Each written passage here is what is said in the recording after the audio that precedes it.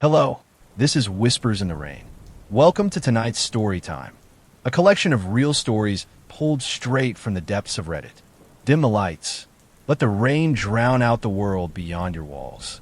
And as you listen, remember, these are the stories people swear are true. Comment below where you're listening from and what time it is where you are. You've scrolled far enough. Now close your eyes and let the whispers begin. Drop of Blood Story 1, The VCR in the Woods.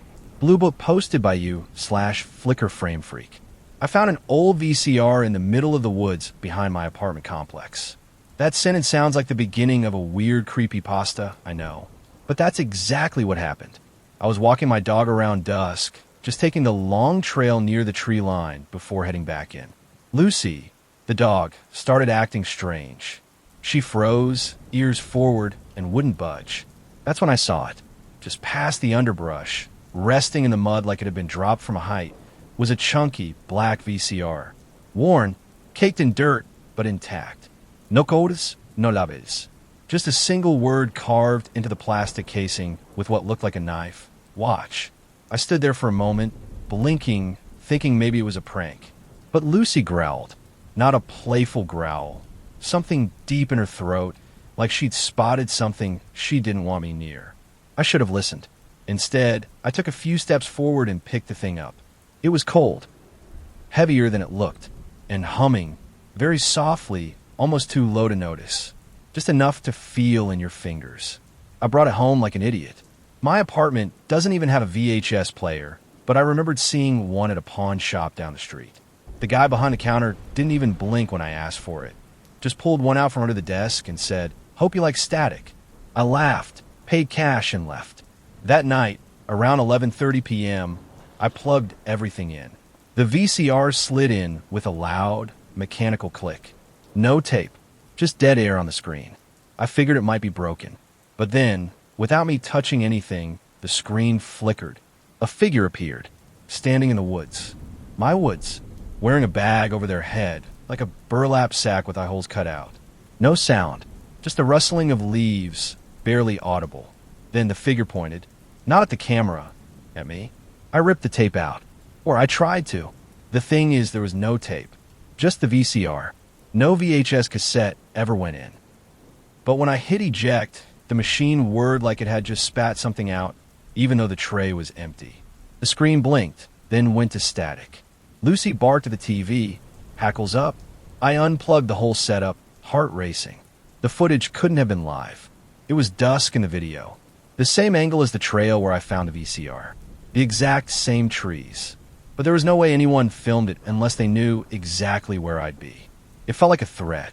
Or worse, like a warning. I didn't sleep that night. I kept the VCR in the hall closet, half expecting to hear it clicking on its own. I checked on it at least 5 times. Nothing. Just silence. But when I woke up in the morning, the closet door was open. Just a crack. And the VCR was gone. I tore through my apartment like a maniac. No sign of forced entry. No sign of the machine. But Lucy was cowering in the bathtub, whining like she'd been hit. I called in sick and went back to the trail. Something had changed. There were footprints in the mud where I'd found the VCR. Not just one set, too. One was mine. The other was longer. Barefoot, toes splayed, sunken deep into the soil like someone had been standing still for hours. And then I noticed something caught between 2 roots. A new object. It was a VHS tape. Black, unmarked, except for a tiny white label stuck to the side. Play ME. Against every instinct in my body, I picked it up. It was cold, not wet, despite the morning dew. It had a strange smell, like burned plastic mixed with pine. Back at the pawn shop, the clerk barely looked up when I walked in. "You again," he muttered. "That thing working out for you?" I placed the tape on the counter. "Where'd you get the VCR you sold me?" He glanced at the label, then squinted at me. "Didn't sell you that one." "Yes, you did. Yesterday." "No," he said slowly. "That one? I haven't seen that model in years. And I wouldn't sell it if I had. Those don't work right." I pressed him harder, but the guy behind the counter shut down. His shoulders tensed like I'd said something that scared him. "They don't work right?" I asked. He shook his head. "Some tech has memory. Soaks in stuff. That model, old Sanio, I've heard of him, turning up again years after being thrown out. Not the same machine, just similar. Same marks, same damage. Like it wants to be found. I stared at him. You're messing with me. He leaned in close and whispered, whatever you've got, get rid of it. Don't play the tape. Too late. You could say I was already hooked. I left the shop with the VHS cradled in my arms like a bomb. At home, I tore the place apart again, looking for the VCR. Closet, cabinets, even under the couch. Nothing. It was like it had crawled away on its own. So I waited. That night, like clockwork, I woke to a humming sound. A low mechanical buzz coming from the living room. The VCR was back, sitting beneath the TV like it had never left. Lucy wouldn't come out of the bedroom. I sat down, trembling, and slid the tape in. The screen turned black. Then, flicker. Footage began. No timestamp. Just a single static shot of a living room that wasn't mine, but looked awfully close. Same layout. Same TV. On the screen, a man sat cross-legged, staring at the camera. Face blurry, smudged like someone had wiped Vaseline over the lens. No movement. Just sitting, watching. A time code ticked up in the corner, even though it hadn't been there before. I squinted. It wasn't in seconds. It was in breaths. Shallow inhales and exhales counted one by one. I hit pause. The number froze. I turned off the TV, and the time code kept counting. On the black screen, even with the power off. When I turned the TV back on, the man was standing. Closer. The time code ticked up 64, 65, 66. I yanked the tape out. Static returned. But that wasn't the worst part. Behind me, from the hallway, I heard someone breathing, exactly in sync with the numbers. I didn't look behind me. I couldn't. Whatever was there was still breathing. Slow, steady, and perfectly matched to the rhythm I'd just seen on the screen. I stood frozen, every nerve in my body screaming to move, to run, but I just stared at the static on the TV, hoping it would drown everything else out. The breathing stopped. I turned around in a panic, but the hallway was empty. No one there. Just darkness and the faint smell of burnt plastic. I grabbed Lucy from under the bed, stuffed the VCR and the tape in a garbage bag, and left the apartment without even putting on shoes. I drove to the edge of town and chucked the bag into the river. It splashed once. Zunk fust. I waited. Nothing floated back up. I thought it was over. For 3 days, things were normal. I slept, I worked, I walked Lucy like nothing had happened. I even laughed about it once, chalking it all up to stress. Maybe I had imagined it. Maybe I was having some kind of breakdown. But on the fourth night, the TV turned itself on again. No VCR attached. Just the same black and white footage, like it had never left. Only this time, there were two people in the shot. One was the man I'd seen before, blurry, twitchy, indistinct. The other was me, sitting on the same couch. Same clothes I wore that night. Motionless.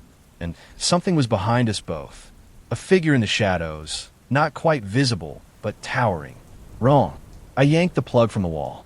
The screen stayed on for a full 3 seconds before finally dying. The next morning, I found muddy footprints in the kitchen. Barefoot, human but wrong. The toes were too long, and the prints seemed to drag, like whoever made them couldn't lift their feet properly. I went back to the pawn shop. It was closed. Not just clothes gone. Empty. Cleared out overnight. Windows blacked out. A for lease sign swinging in the wind. I called the number listed on the sign. The property owner told me that storefront hadn't been rented in over 5 years. But I'd just been there. I'd talked to someone. I didn't know where else to go. I sat in my car for over an hour, parked outside the empty pawn shop, hoping maybe someone would show up and explain the cosmic joke I seemed to be trapped in. But no one came. No lights flickered on. No back door opened. It was like the entire store had been erased, like it only existed long enough to hand me the cursed machine. I started researching. VHS players with strange behavior, haunted electronics, black market tech anomalies. I found exactly one post on an old message board archive from 2008. A user named Betatraxol described a nearly identical situation. VCR found in a field. Tape that played footage of the poster sitting on their own couch. Humming. Breathing. The thread ended abruptly. Final post read, "Whatever you do, don't record yourself." I slammed the laptop shut. I hadn't recorded anything. At least, not intentionally. But something in that warning burrowed into me. The TV had shown me sitting, unmoving, but watching. Like a loop. Like I was already on the tape. That night, the TV turned on again. No VCR. No tape. Just a live feed. This time, it wasn't footage from inside my apartment. It was outside, from the trail. The same place I found the machine. Trees rustling in the wind, shot from a low angle. Then it started moving, like someone was holding the camera, walking toward the exact spot where I'd stood that first night. It was real time. Live. I shut the TV off and ran outside, flashlight in hand, heart thundering. Lucy tried to follow, whining at the door, but I locked it behind me. The woods were still. Too still. I reached the clearing and stopped cold. There was something sitting on the ground. Not the VCR this time. A camcorder. Old school. Big, shoulder-mounted. Battery light blinking red. It was aimed directly at where I now stood. A small post-it note was taped to the viewfinder. You're already being watched. I turned around. Nothing there. But when I rewound the camcorder's tape and pressed play, I saw myself walk into the frame. From behind, I dropped the camcorder like it burned me. I didn't look back. I didn't pick it up. I just ran. I don't even remember unlocking my door, but suddenly I was inside, Lucy barking like mad. Every light in the apartment switched on. My breath was ragged. My hands were shaking. I stood in the hallway, staring at the blank screen of my TV. It stayed off this time. Mercifully, I barely slept, and when I did, my dreams were wrong, like someone else's memories had been spliced into my subconscious. I dreamed of being buried in magnetic tape, of blinking red lights and static hissing in my ears, of watching myself through the lens of camera I didn't hold. When I woke up, I found another tape sitting on the kitchen counter. This one was labeled in red ink, Final Cut. I never brought it inside. I never opened the door, but it was there. I put it in the freezer, not because I thought it would help, just because it was the furthest place from the TV I could think of. For the rest of that day, I tried acting normal, called a friend, went for coffee, took Lucy to the park. Everything was fine until I got home. The lights were off. Lucy wouldn't come inside. She sat at the threshold, whining, tail between her legs. I stepped into the living room and stopped. The VCR was back, TV glowing, tape already playing. This footage was different. It was footage of me, but it wasn't from the camcorder. This angle was inside my apartment. Multiple views like security cameras. I watched myself talking on the phone, walking to the freezer, petting Lucy. The camera had been watching me all day. Then the screen split. Left side showed live footage, me standing in the living room, frozen. Right side, something moving behind me. I spun around, nothing. But the TV didn't lie. I watched as the figure, same burlap sack over the head, emerged from the hallway behind me on screen. Moving slow, deliberate, but in real life, I was alone. I hit pause. The figure on the screen kept moving. I screamed, not out of fear, but instinct, raw panic that filled the room and bounced off the walls. I yanked the power cord, threw the remote across the room, and still the image stayed. No signal interruption, no flicker. The figure was closing in on the back of my on-screen self, while I stood in front of the TV, shaking, unable to move. And it touched me, not in real life, on the screen. Its hand, if you could even call it that, landed on my shoulder. I watched my on-screen self jolt and spin, reacting with a delay I hadn't felt in real life. That's when it hit me. This wasn't a live feed. It was a preview. What was being shown hadn't happened yet. And then the screen went black. I ran. Lucy bolted past me as I flung the door open. We didn't stop. Not for a red light. Not for traffic. We ran until we reached my friend Mark's apartment across town. I didn't explain much. Just begged to stay. He said yes. Of course he did. I must have looked like hell. He offered to get my stuff.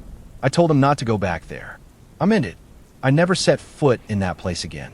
That night, I slept on his couch with Lucy at my feet. He went to bed early. I could hear him snoring through the wall. Sometime around 2 a.m., I woke to the sound of something rewinding, a soft whir from the kitchen. I crept in and froze. There was a TV on the counter, one I'd never seen before. No power cord, no buttons. The screen lit up. Footage began to play. It showed Mark, asleep in his bed, from a foot of the mattress. The angle shifted, closer now, frame shaking slightly. I backed away. Then the footage jumped. Now it showed me, standing in the kitchen, staring at the screen, wearing different clothes, blood on my shirt. Lucy was gone. I reached for the screen, maybe to shut it off, maybe to destroy it, but before I touched it, it cut to black. A final line of text flickered on the screen. Recording 1 second. And counting. I smashed the screen with the nearest thing I could find. It didn't shatter. It just flickered once, then resumed recording. I ran outside barefoot, dog leash in one hand, VHS tape in the other, screaming into the night like a lunatic. That was 3 days ago. I've moved twice since then. New city, new number, no electronics. But every night, no matter where I go, I find a screen already set up, already waiting. It plays me. Why did? What I will do. And now it's showing you. Your face. Your room. It's already rolling. And it wants you to watch. Don't look away. Drop of Blood Story 2. There's a voice in my white noise machine. Blue book posted by you / sleep frequency 77. I bought the white noise machine to help me sleep after the breakup. It wasn't even a nasty one. Just long, drawn out, and hollow by the end. The kind that leaves you with a phantom presence in the bed beside you. Nights got harder after she left. The silence wasn't comforting, it was oppressive. Every creak in the apartment felt like a scream. So I got the machine. One of those little round ones with nature sounds and fan loops. I set it to Rain on Tint, which had this soft static undercurrent that made my room feel sealed off from the world. For the first time in months, I slept soundly. That lasted 4 nights. On the 5th, I started to notice something different. It began subtly. I was lying in bed, eyes closed, listening to the artificial rainfall when I heard what I thought was a word. Not clearly, more like a syllable half formed in the crackle. I sat up, but it faded. I told myself it was just my brain doing audio pareidolia, finding meaning in randomness, like seeing faces in clouds. But it happened again, louder, more distinct. The 6th night it said my name. I bolted upright, heart hammering.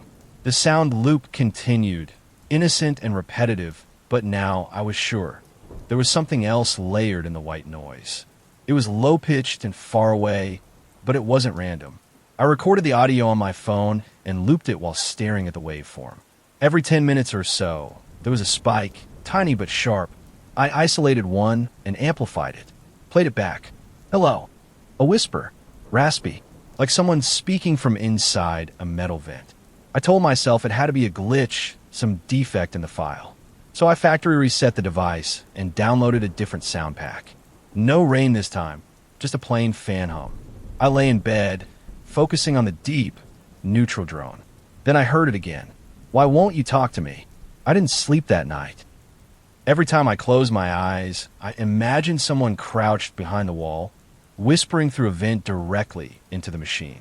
I even unplugged it for a while and sat in the dark, just listening. Nothing. Silence.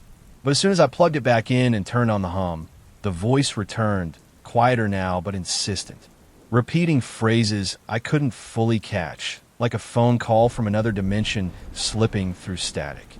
I took it apart the next day. It's just plastic, a tiny speaker, a chip. I Googled the model. No microphone, no Bluetooth, nothing smart. No updates. No reason for anything new to show up. I called the company, thinking maybe someone had hacked it or planted something. The support guy sounded exhausted. When I told him what I was hearing, there was a pause. Then he said, "Do not engage with it." I thought he misheard me. I started to explain again, but he cut me off. "Throw the machine away. Do not answer it. Click." That night, I tossed the device in the trash outside, double-bagged it, put under my other garbage, wheeled the bin to the curb. I didn't sleep, but it was quiet, a thick, empty silence, until 3:12 a.m. That's when my phone, face down on a nightstand, lit up with a notification. I flipped it over, connected to Sleep Sound S7. That's the model of the white noise machine, the one I'd just thrown away. My phone wasn't connected to anything.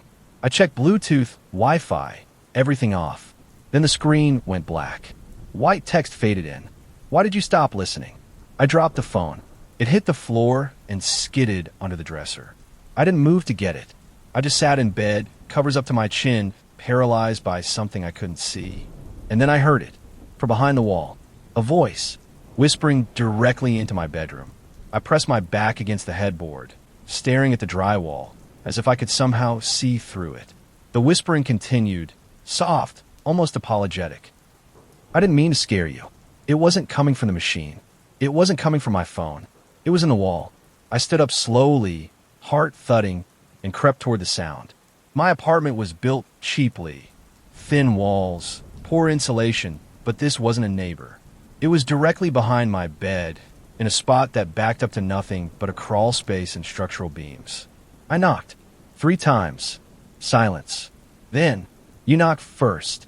I stumbled back and grabbed my phone, fumbling to turn on the flashlight. The beam trembled in my grip as I scanned the wall. Nothing. No vein, no crack, no hole. Just smooth paint and the memory of a voice I shouldn't be hearing. I called maintenance the next morning. Told them I thought there were rats in the wall. They came and poked around, shrugged, and said they couldn't find anything. That night, I turned on a desk fan instead of the machine. Just plain air, no recordings, no programming. But as I lay down, the voice returned. Not through the fan. Not through the phone. From the pillow. Please don't leave. I threw the pillow across the room and slept on the floor. Day after day, it escalated. The voice grew more familiar, less anonymous. It knew things, recalled details from my childhood, names of old pets, favorite songs, the way my mother used to hum when she cooked. It spoke as if it had always known me. One night I cracked. I whispered back, "What do you want?" The response was instant. "To stay with you." It sounded almost pitiful, like I'd hurt its feelings. I pressed further. "Who are you?" The voice paused. Then almost gently, "You already know." I didn't. Not then. But deep down, I was starting to understand what it meant. I started looking through old photos. Boxes of them. Not sure what I was searching for. Proof, maybe. A missing memory. Something I'd buried or forgotten. The voice had triggered something deep in me. A scratching behind my brain. In one faded Polaroid, I saw myself as a kid, maybe 5 or 6, asleep in bed. But what chilled me was the corner of the frame, just barely visible. A white noise machine. Boxy, gray, outdated. Just like the one I'd bought. I showed it to my mom over FaceTime. "Oh, I forgot about that thing," she said. "You used to scream without it." Said someone was whispering to you when it was off. My mouth went dry. "What happened to it?" She frowned. "We got rid of it. After you stopped sleeping entirely. You had this phase, around 6 years old, where you begged me to leave the static on all night. You'd stare at it like it was telling you stories." She laughed, then looked at me seriously. "Then you stopped talking to it." "What do you mean?" "Just what I said. You stopped talking to it. Like you got mad. I'd hear you whispering, then you'd get quiet. Angry. You told me once it had betrayed you. Said it wanted to come out of the wall. I didn't remember any of that. None of it. But the voice remembered me. That night, the whispers returned louder, clearer. You left me. You locked me away. I curled under the blanket and whispered, I don't remember. I do. A pause. Then softer. I was your best friend. I turned on music. Max volume. Didn't matter. It talked over it. Whispered beneath the chords. Always just beneath the surface. The next morning, there were marks on the wall behind my bed. Tiny scratches. Dozens of them. Claw-like, spiraling outward from a small crack I swear hadn't been there before. That night it said, "Let me in, and I'll never leave you again." I bought plaster and patched the crack the next day. Painted over the scratches. Tried to convince myself that whatever was happening was psychological. Trauma, stress, grief, anything but something real. But that night the voice changed. It wasn't soft anymore. "You're making a mistake." There was a sharpness now. An edge, like a whisper through broken teeth. I waited, it hissed. For years, I stayed quiet. I didn't even ask much, just to be near you again. I covered the wall with furniture, moved my dresser against it. Sat up all night with a lamp on and the fan blowing loud. Lucy, the new dog I'd adopted, refused to enter the room at all. She slept under the kitchen table. At 3:33 a.m., every light bulb in my apartment popped at once. Not exploded, just blinked out quietly altogether. When the lamp beside me died, I was plunged into total darkness. No fan, no frigium, dead silence, and then a rustle, the sound of something slithering inside the walls. Then it spoke again, calm now. You sealed me out, but I'm not in the wall anymore. My phone buzzed. One new voicemail. No missed call. I played it on speaker, hand trembling. At first, it was just static. Then my own voice. Come in, I heard myself say, recorded. Stay with me. I dropped the phone. It slid under the bed. The room got colder. I backed into the hallway, flipped the breaker box. Nothing. I called the power company, barely coherent. They said there were no outages. That power was running fine in my unit. In the quiet, something began tapping behind the dresser. Not scratching, tapping in a rhythm. Like fingers. Morse code. I recorded it and ran the pattern through a translator. Remember me. I smashed the dresser. Pulled it away. The wall was open. A hole, jagged and splintered, carved like something had dug from the inside out. And in the center, the white noise machine. Plugged into nothing. It was impossible, but there was, sitting neatly in the center of the cavity, like it had been waiting for me all along. The same white noise machine I'd thrown away. Same scratches on the casing. Same tiny fracture near the speaker. I didn't touch it. I couldn't. Behind me, the bedroom door slammed shut on its own. Then the machine turned on. No power. No cord. But the familiar static rose up like a breath held too long. I missed you. I backed against the wall, staring at the little device. You were the only one who listened. It whispered. Before they told you I wasn't real. It began playing something different now. Not static. Not rain. It was a voice, mine. A younger version, recorded with the tinny edge of old cassette tapes. I was telling stories. Laughing. Talking about dinosaurs and monsters and friends that didn't exist. I made you laugh, the voice said. I kept the bad dreams away. My legs gave out. I sat on the floor and covered my ears. The white noise pierced through my hands. You said you'd never forget me. My phone buzzed again. This time a video.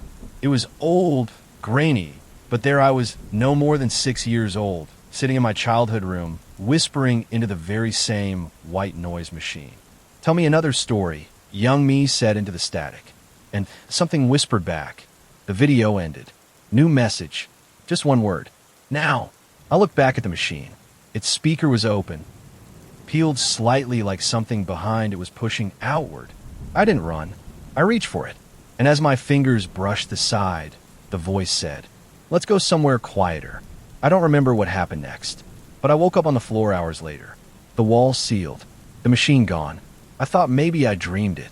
Maybe it was all some sleep-deprived delusion. Until I checked my phone. A new sound had been saved to my files. It was called Room Tone.wave. When I played it, I heard nothing at first. Then the voice, far away, muffled like under a pillow, said, we're just getting started. I tried deleting the audio file, but every time I erased it, it came back. Different name, same waveform. Sometimes it renamed itself to random numbers. Once it just said, listen. I stopped using my phone altogether. I moved my bed into the living room. Bought new pillows, new blankets, a new life. Every trace of that room gone. But still, the nights weren't quiet. One night, I woke up to my ceiling fan spinning while the power was out. Completely dark, yet the blades turned steadily overhead. The hum, identical to the sound machine's fan loop setting. I lay there frozen, watching the silhouette turn, the breeze stale and unnatural. Then a whisper from the fan. Now I'm everywhere. That's when I knew it wasn't bound to the machine anymore. It had grown, fed on my voice, my memories, maybe even my grief. I started seeing flashes on screens, static flickers and reflections, brief shapes in monitor glare. My laptop once booted with a message I didn't type. You're finally listening again. I sought help. I spoke to a therapist, careful not to sound crazy. But the moment I mentioned the machine, she froze. Blinked too long. Then she leaned forward and said, can I hear it? I never went back. Now the voice doesn't need machines. I hear it in my sink faucet, in wind, in elevator hums. It started whispering to other people too.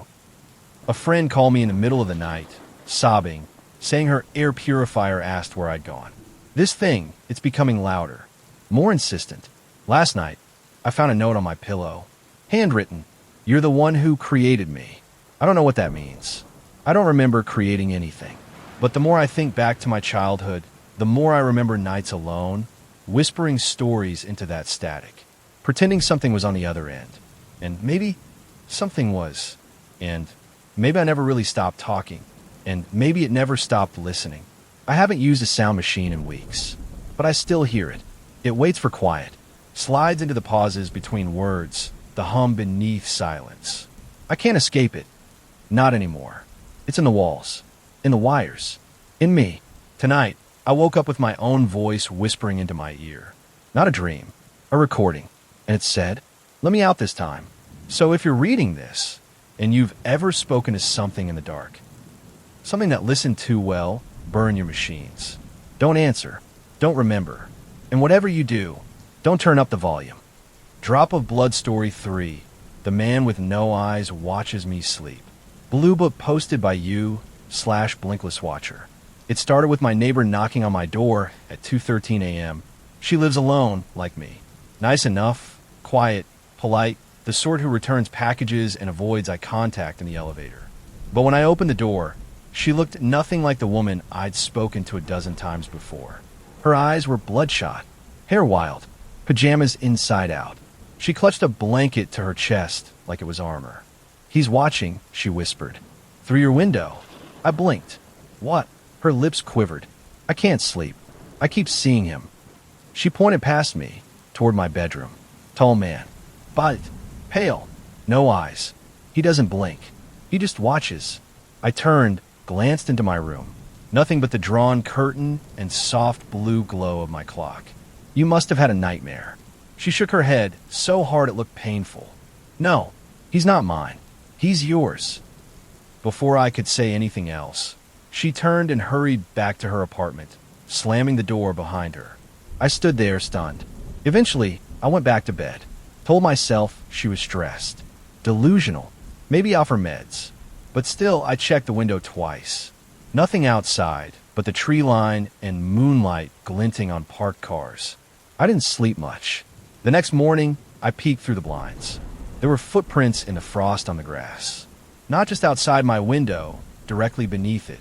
Long, deep impressions. Barefoot. I live on the 3rd floor. That night, I pushed my dresser in front of the window, turned on all the lights, slept with a baseball bat under my pillow. I told myself it was a precaution. That was nothing, until I woke up at 3:07 a.m., and the dresser was back in place. The window was open, and there were 2 damp handprints on my pillow. I didn't scream. I couldn't. My voice locked itself in my throat, like my body instinctively knew not to alert whatever had touched that pillow. I backed out of the room, shut the door, and called the police.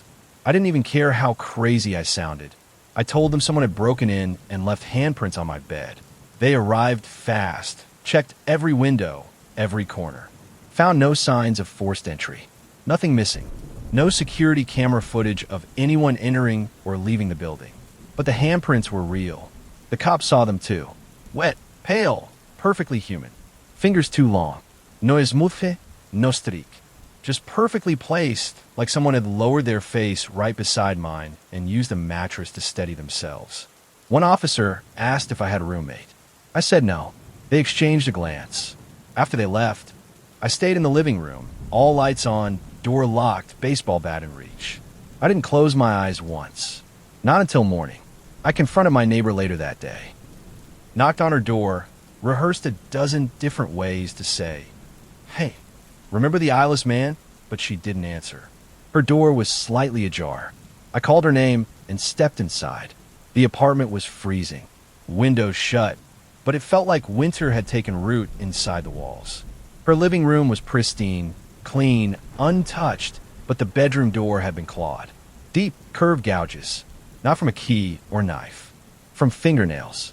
I pushed it open. Her room was empty. No furniture, no signs of a struggle. Just a pile of salt around the bed frame and a single line scratched into the hardwood floor. He watches best when no one looks back.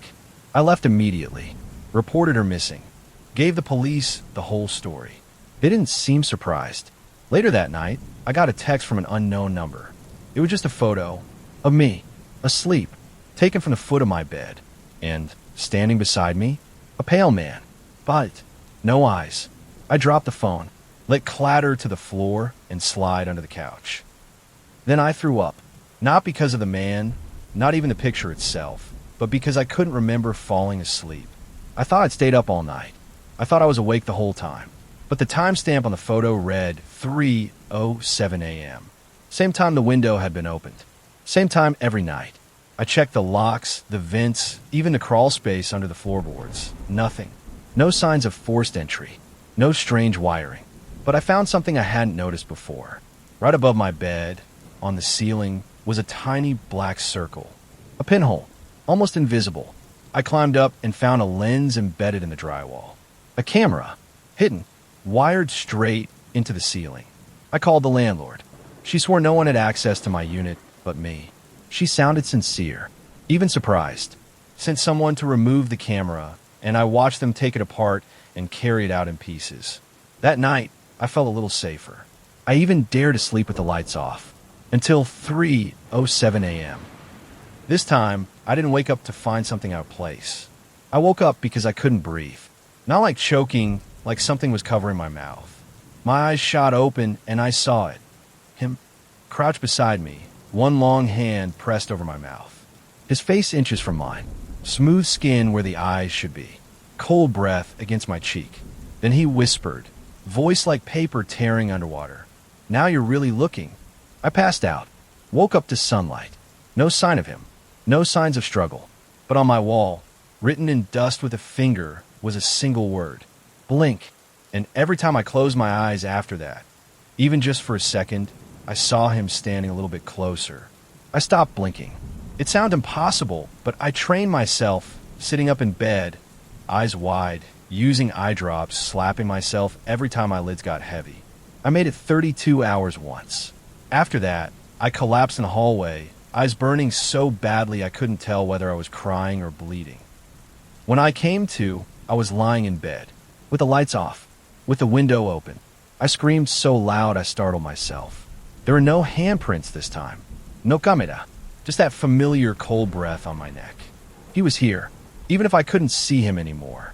The worst part? I started seeing others. In crowds. On buses. People who never blinked. Perfectly still faces. Eyes dry and glassy, never shifting. I watched a woman at the grocery store stare at a single banana for 11 minutes. A man at a crosswalk who never reacted to the honking cars.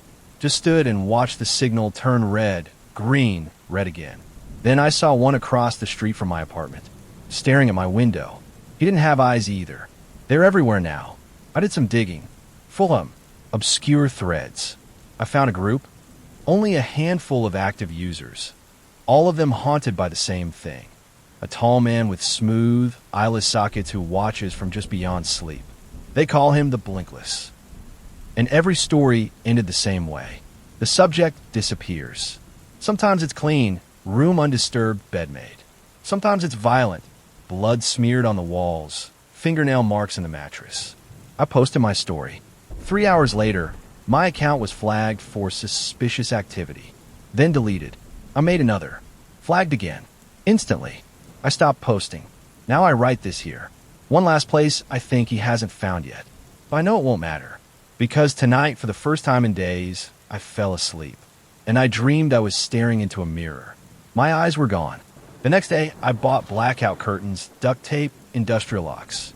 Anything I could use to cover, seal, trap, some futile attempt to convince myself the apartment was still mine.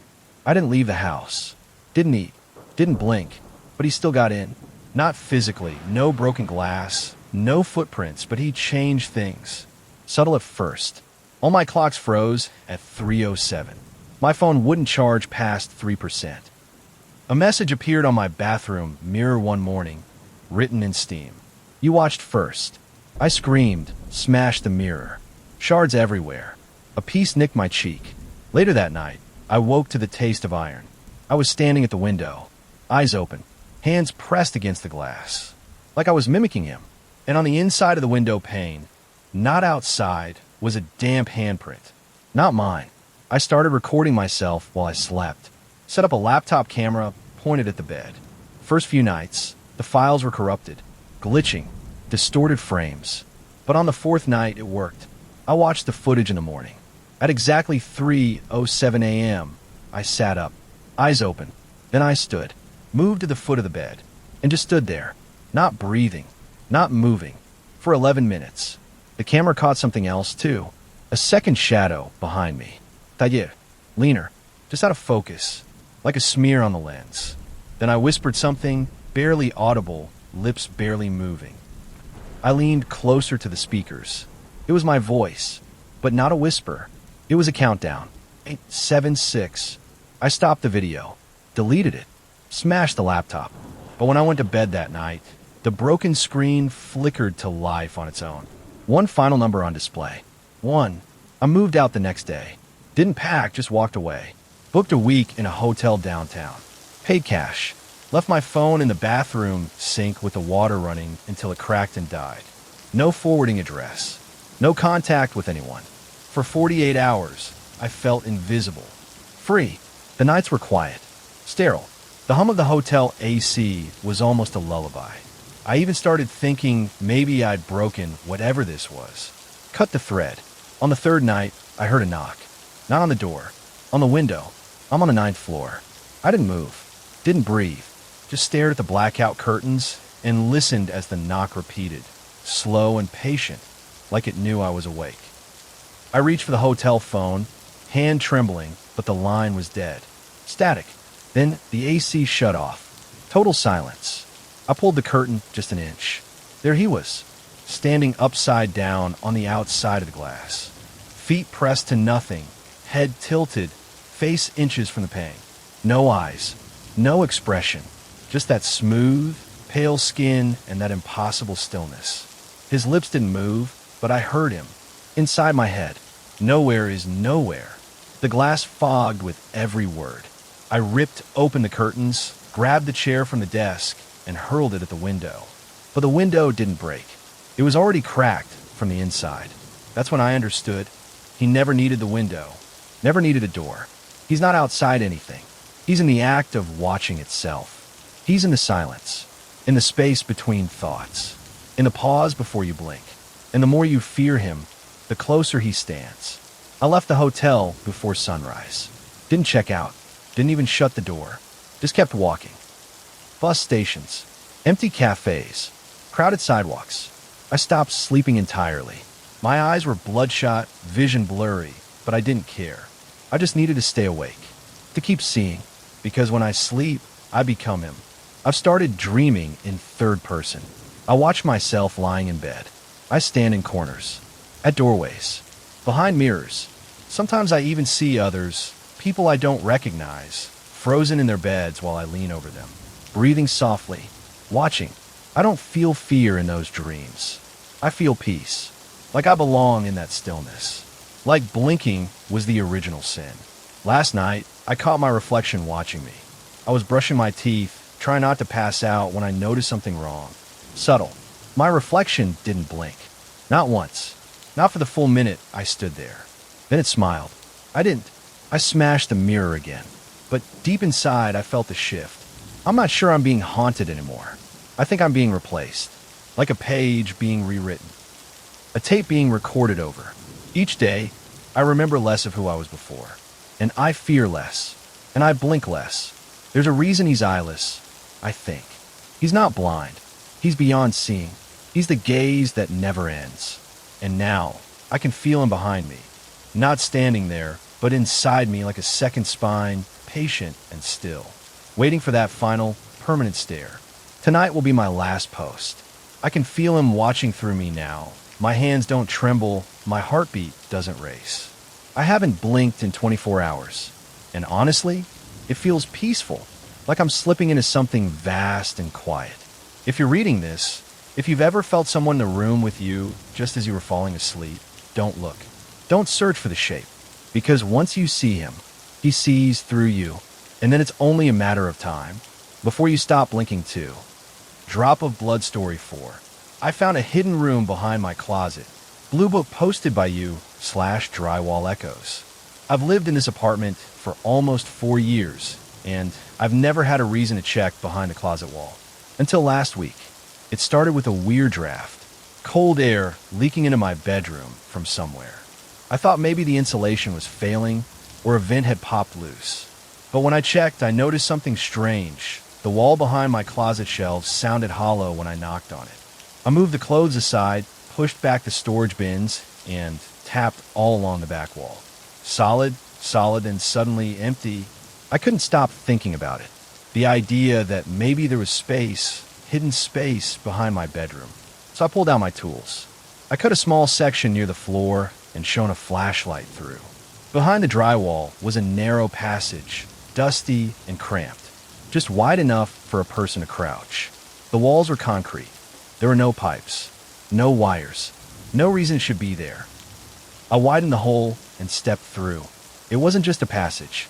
It led to a room, a hidden, windowless room between apartment units. Perfectly square, silent, and in the center of the concrete floor was a mattress. Old, yellowed, stained, no blankets, no pillow, just a single object beside it.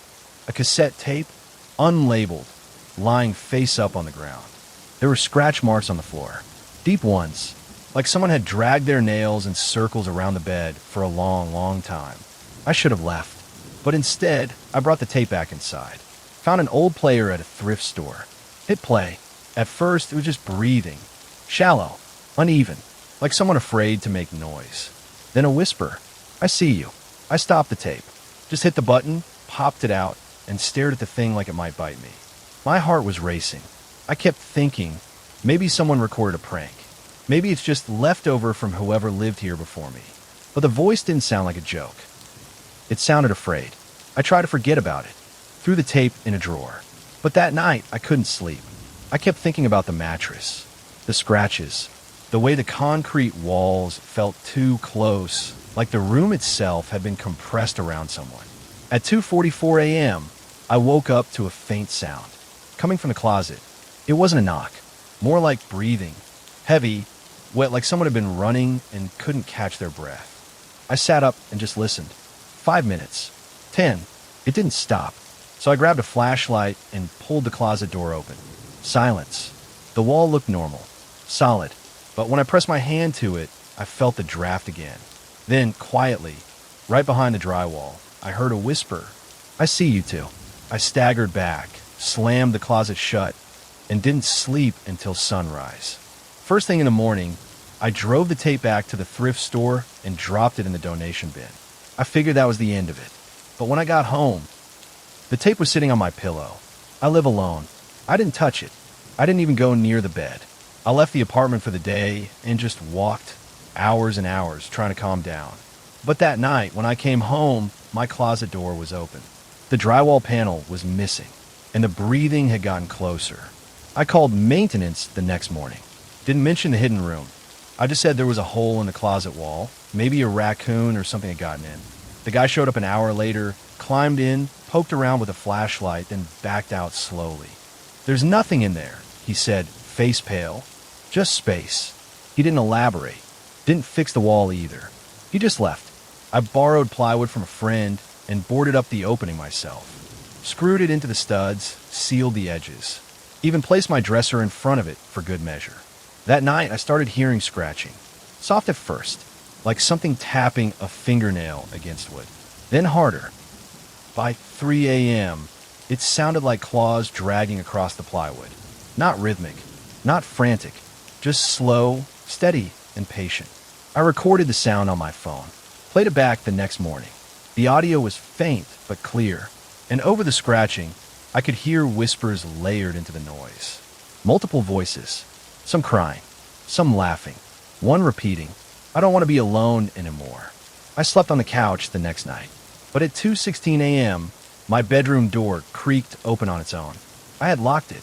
The plywood was torn off. Clean. No nails on the floor. No splinters. No debris. Just a clean, open path back into the hidden room. And this time, the mattress was gone. In its place, sitting perfectly centered in the square of light cast by my flashlight, was the tape player, and it was already playing. I should have run. Should have sealed the wall and never looked back. But something about the tape player pulled me forward. Like gravity, like it had always been mine. I stepped into the hidden room again. The air was colder than outside. Not just chilly, wrong, like the kind of cold you feel at a funeral in your chest. The player clicked. The tape ended, and then it rewound on its own. I watched it spin backward, faster and faster, until it slammed to a stop. Then, without me touching it, it began to play again. This time, there was no breathing, just silence. Then a man's voice, low, shaking. If you're hearing this, it's already watching you. He paused. I stayed here because I thought it needed company. But it doesn't want a friend. It wants a reflection. Silence again. A scraping sound in the background. Nails on concrete. Then he whispered, "You'll see." I left the room, backed out slowly, closed the closet, and nailed it shut again. I even moved out the next day. Signed a lease somewhere else. Left everything behind. Clothes, furniture, hell, even the bed. But 3 nights ago, I woke up to something on the floor beside me in the new apartment. Something heavy, just out of view. I reached over the side of the bed, heart pounding. My fingers touched a boxy shape. Cold. Plastic. I yanked my hand back and turned on the light. It was the tape player. The same one. Still playing. Still whispering. And the sound that rose through the speaker was no longer breathing. It was my own voice saying, "I see you." I smashed the tape player. Took a hammer to it until it was nothing but plastic shards and magnetic ribbon. Scooped everything into a trash bag and walked 6 blocks to toss it in a dumpster behind a gas station. Just to be sure. That night, I felt safer. I even slept for a few hours. No noises, no whispers, no movement, until my phone buzzed at 3:03 a.m. No caller ID, just a message. You can't break what's already inside you. I didn't answer, didn't breathe, just sat there in the dark, listening. My apartment was still, silent. And then the floorboards creaked, one slow groan at a time, moving from the kitchen toward the hallway, then the bedroom. I grabbed a knife from under the pillow and braced myself. But no one came in, just a voice through the vents. Lie back down. I didn't. I sat upright until morning. When the sun finally rose, I checked the floor. Dust, in the shape of bare feet, circling my bed. The door was locked from the inside. No windows open. No sign of forced entry.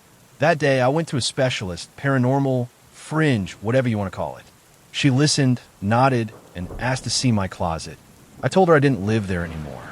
She asked to go anyway. We returned to the old unit. The new tenants had just moved in, but they let us inside. The closet door was shut. Nailed. Untouched. The woman pressed her palm to the wood and whispered something in another language. After a long silence, she said, "It's not a room." I stared at her. "What is it then?" She looked at me with hollow eyes and said, "It's a mouth." I didn't know what to say. A mouth? What did that even mean? The woman walked around the room slowly, her fingers trailing along the walls, stopping at the edge of the closet. "It's old," she muttered. "Older than the building. Older than the ground it's built on. It doesn't feed on food. It feeds on attention." I laughed. It came out panicked and dry. So what, I'm cursed? Haunted by drywall. She didn't laugh with me. Just knelt down and touched the floorboards. "Have you dreamed of it yet?" she asked. I didn't answer because I had. Dreams of lying on that mattress, unable to move, while the walls around me breathed. Dreams where my own voice echoed from the corner of the room, whispering things I didn't understand.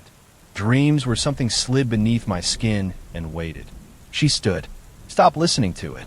Stop looking. Stop noticing. That's how it spreads. "What about the tape?" I asked. "The one that plays my voice?" Her face turned pale.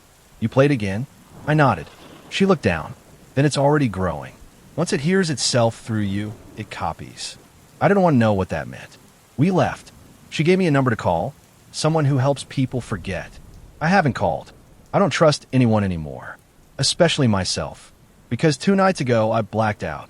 When I woke up, there were deep scratches on the inside of my bedroom door. From the inside. And yesterday, I came home from work and found a mirror propped up in my closet. Behind it, etched into the wall, were 3 words. "You let me." I tried to cover the mirror. Tossed a sheet over it, taped the corners, shoved a chair in front of the closet. Didn't matter. Every time I walked past that door, I could feel it, watching, like the mirror wasn't reflecting me anymore, but something inside the wall, something that looked like me, moved like me, but didn't blink, and sometimes smiled before I did. I don't remember putting the mirror there. I don't remember buying it. But when I checked my online orders, there was purchased 2 weeks ago, delivered to my building, signed for by me, and beneath that receipt, a second charge. Cassette tapes, blank, 20-pack. I haven't recorded anything. At least, I don't think I have. But when I checked my drawers, I found 3 tapes labeled in my handwriting. Don't listen. Stay out. And worst of all, let me in. I haven't played them. Not yet. Because last night I woke up and found a 4th tape on my bed. No label. Just a faint black fingerprint on the casing. I placed it on the table and stared at it until sunrise. I didn't touch it. But sometime around 4 a.m., my phone lit up with a voice recording. 12 seconds long. No caller ID. No contact name. I pressed play. It was my own voice whispering, "You've already opened the door." And in the background, beneath the static, was the sound of breathing. But this time, it wasn't coming from the tape. It was coming from the closet. I don't know how much longer I have. The mirror's uncovered again. I didn't do it. And now, when I pass by, my reflection lingers for a second after I move. Last night, I played one of the tapes. Just once. It wasn't a message. It was laughter. Not mine. I think the room behind my closet was never empty. I think something made it look that way. So, I come closer. So I'd listen. So I let it out. And now it's here. If you ever find a hidden space where there shouldn't be one, don't enter. Don't listen. Because once it knows you can hear it, it follows. Drop of Blood Story 5. My brother's imaginary friend moved into the attic. Blue book posted by you/crayons and coffins. When my little brother Tommy was 5, he started talking to someone named Mr. Bendy. At first, we all thought it was cute. A harmless imaginary friend. He'd sit in the corner of his room, giggling and whispering to someone we couldn't see. Mom even encouraged it, said it was healthy creativity. But things got weird fast. He started leaving food in the attic. Little offerings. Spoons of peanut butter, cookies, even slices of cheese wrapped in paper towels. When we asked why, he'd just say, "Mr. Bendy gets hungry too." I found drawings shoved under his bed. Crayon scribbles of a tall, stick-thin man with crooked limbs and a wide, toothless smile. No eyes, just black holes. In all the pictures, he was hiding behind doors or under furniture. Tommy told me he'd been so he can fit anywhere. One night, I heard something moving in the attic above my room. It wasn't just creaking wood. It was pacing, like someone crawling in slow, heavy loops. I told Mom. She checked it out. Nothing up there but dust and mice, she said. But the next day, Tommy's room was ice cold. His night light was shattered on the floor. He told me Mr. Bendy got mad because Mom didn't say hi. I started sleeping with headphones in. White noise. Anything to drown out the tapping that came from the ceiling between 2 and 3 a.m. But last week it changed. The sound didn't come from above me anymore. It came from inside my closet. I thought I imagined it. The tapping. Maybe a branch hitting the siding or pipes cooling at night. But it happened again the next night. Closer, louder. Something brushing the inside of my closet door. Slow. Curious. I didn't open it. I just sat in bed, heart pounding, until the sun rose. In the morning, I checked inside. Nothing. Except for one thing I couldn't explain. All my shirts were turned around on their hangers. Not flipped, not inside out. Just rotated so they all faced the back of the closet. Like someone wanted them watching the wall. I asked Tommy if he'd been in my room. He shook his head. "Mr. Bendy doesn't like to be looked at," he said. I laughed it off. Told him he needed to stop talking about Mr. Bendy. That he wasn't real. Tommy went quiet. Then, with tears welling in his eyes, he whispered, "If you make fun of him, he bends into your dreams." That night, I dreamt I was standing in the attic, but the walls were too close, bending inward like soft clay. There was no light, but I could hear someone breathing behind me. Rattling gasps. I tried to turn around, but I couldn't move. A voice whispered into my ear, "Now you see me." I woke up screaming. My bedroom door was open. So it was the closet. Mom said it was sleepwalking, stress, suggested therapy. But when I checked the attic again, something new was up there. A pile of drawings, all from Tommy. 100 versions of Mr. Bendy. Grinning, stretching, peeking through holes in the wall. And one of them was different. It showed me, sleeping in my bed, and Mr. Bendy bending down from the ceiling, his face just inches from mine. I tore up the drawing. All of them, actually. Every single one. Tommy cried when he saw what I'd done. He screamed, said I'd made Mr. Bendy angry. Mom scolded me for ruining his art, but I didn't care. I wanted this whole creepy phase to be over. That night, I locked my closet, closed the attic hatch, tucked towels under the door. I still heard the tapping, but this time, it wasn't the attic. It was the mirror. Just soft little clicks, tap, tap, tap, from the other side of the glass. I stared into it from across the room, refusing to get close. But the tapping didn't stop. Finally, I stood up and walked to the mirror. There was nothing behind me, but I saw something in the corner of the reflection, just for a second. A flash of face, wide mouth, no eyes, grinning. The moment I turned around, it was gone. I slept with the light on. In the morning, I noticed small cuts on my fingers. Paper-thin slices like I'd run my hand over something rough. And on my desk, I found a drawing in red crayon. It was a stick figure curled into a ball in a tiny space, walls pressing in from every side. Beneath it was a single word. Soon, I asked Tommy about it. He shook his head. He draws them now, not me. I begged Mom to let me sleep in her room. She laughed, said I was just having bad dreams. But I caught her glancing at the attic door later, her eyes unfocused. She said she heard pacing too, and that night, Tommy was missing from his bed.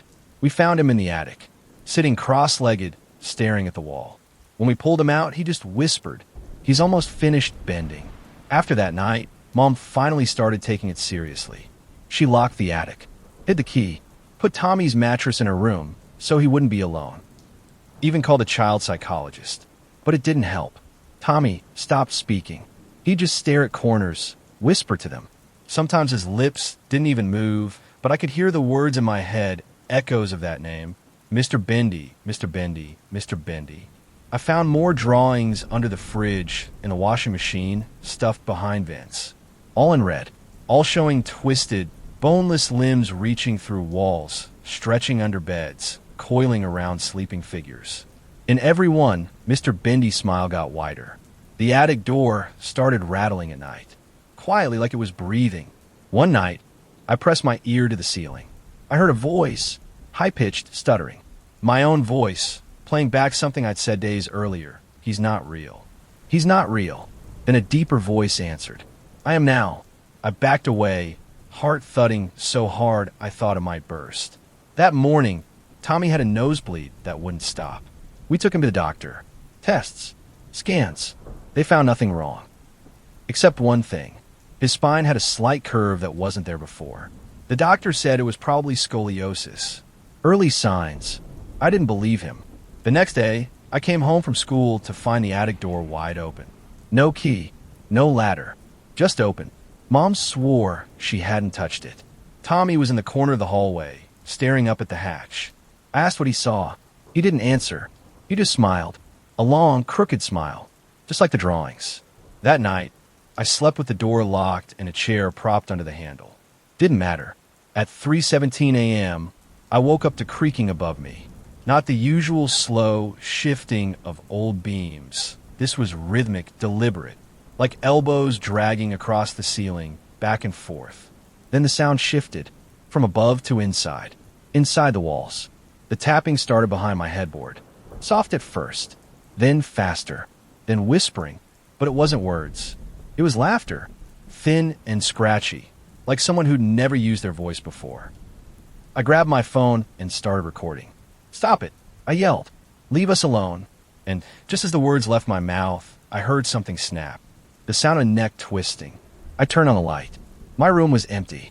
The wall was still.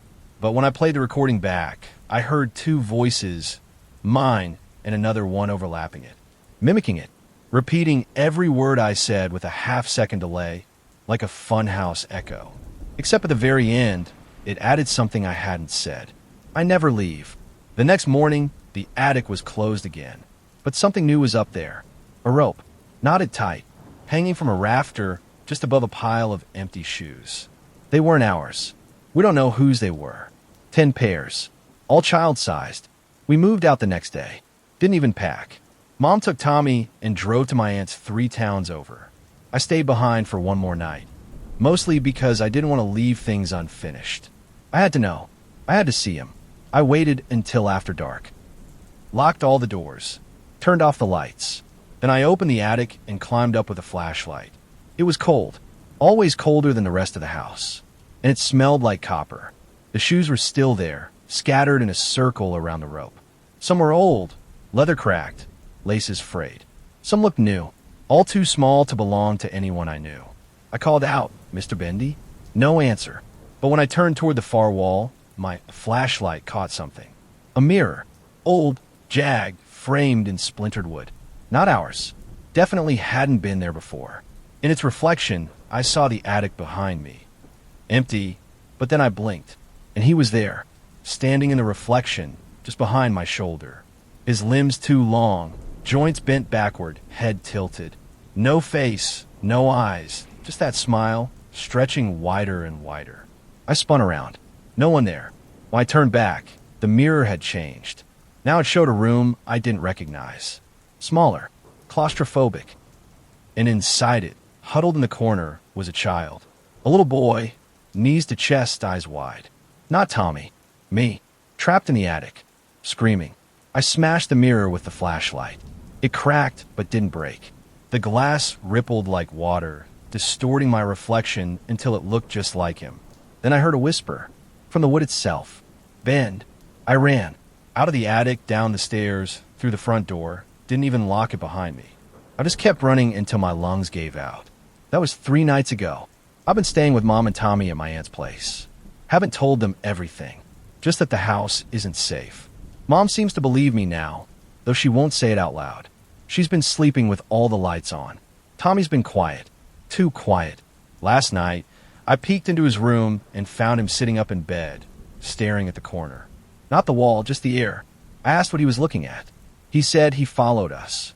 I asked how he knew. He whispered he fits. He always fits. Later, I found a crayon under Tommy's pillow. Red. Snapped in half. I searched the house. No drawings. No rope. No mirror. But when I checked my phone, I found a photo I didn't take. Blurry. Grayscale.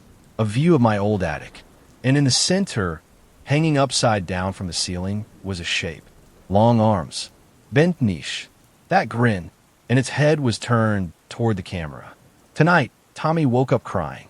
Said he had a dream where the walls were too soft, too bendy, and that when he tried to move, his limbs didn't work right. He looked at me, tears streaking his face, and whispered, "He's making me fit now. I don't know what to do. I think it's my fault. I think I look too long. Listen too closely. And now there's tapping in the walls here, too. We're leaving tonight. No advice. No warning. Tommy's getting worse. His joints crack when he moves like something's folding inside him. Last night, I heard whispering under his bed. When I looked, there was a face in the floorboards. Grinning. Watching. I don't think Mr. Bendy lives in attics or closets anymore. I think he lives in us now. If you ever hear tapping at night, or find your reflection smiling when you aren't, don't look. Don't listen. Because once he sees you, he'll start to bend you too. Drop of Blood Story 6. The TV channel that doesn't exist. Blue Book posted by you/Flicker Sleeper. I'm a night owl. Always have been. I leave the TV on while I fall asleep. Background noise, static comfort. Usually something harmless like old sitcom reruns or nature documentaries. But last week, I found something I can't explain. I was flipping channels around 2:30 a.m., half asleep, when the screen froze mid-static and went black. Then a number blinked in the corner. 199. I don't have a channel 199. I shouldn't. The screen faded in slowly, like an old VHS starting up. There was a living room, dimly lit, outdated furniture, a floral couch, a green lamp. The camera didn't move. No music, no narration, just silence. Then, a man entered the frame. He wore a gray suit, too tight in the shoulders. He walked to the couch and sat down, facing the camera, staring directly into the lens. But his eyes, they weren't quite right. Too wide, too still. After a full minute of silence, he spoke. "You shouldn't be here." I changed the channel immediately. Or tried to. The remote didn't respond. Volume, power, input, none of it worked. The man just stared. Then, after a long pause, he whispered, "You'll forget this tomorrow." And the screen cut to black. I woke up on the couch the next morning. The TV was off. No sign of channel 199. No trace of anything. I assumed it was a dream. Until last night, when I found it again. This time, I didn't touch the remote. I just stared as the screen flickered from black to gray, then back to that same living room. The couch, the lamp, the man in the tight gray suit. Only now, he wasn't alone. A woman sat beside him. She wore a pale, pink nightgown and didn't look at the camera. Her head was tilted down, hair covering most of her face.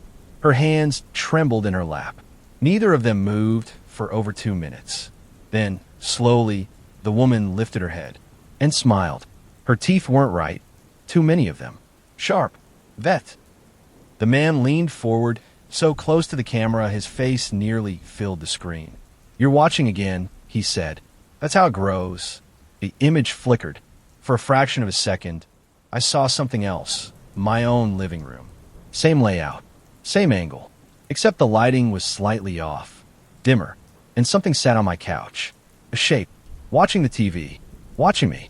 I leapt up, yanked the cord from the wall, and threw the remote across the room. The screen stayed black. But for a moment, I swear I heard static. And laughter. Not from the TV. From the hallway. When I checked, everything was quiet. Still. But I couldn't shake the feeling that something had shifted. Like the walls had leaned in. Like the house had memorized me. I tried to sleep, but every time I closed my eyes, I saw that man. Sitting. Waiting. The woman beside him now looked like someone I recognized. My ex dead 5 years. And I think she winked at me. I told myself I wouldn't turn the TV back on. I lasted 2 nights.